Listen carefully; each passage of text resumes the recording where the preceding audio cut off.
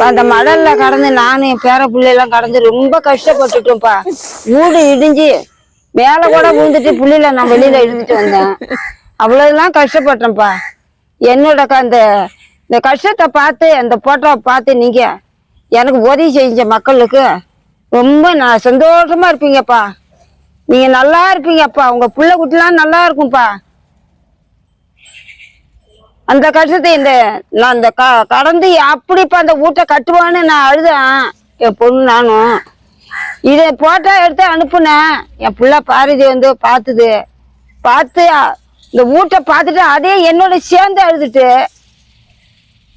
அவளை பார்த்துட்டு போய் மறுநாள் வந்து போட்டோ எடுத்துட்டு போய் மறுபடியும் இந்த 20 நாளைக்குள்ள இந்த வீட்டை கட்டி என் கையில ஒப்படைச்சு என்னை சந்தோஷப்படுத்துறது.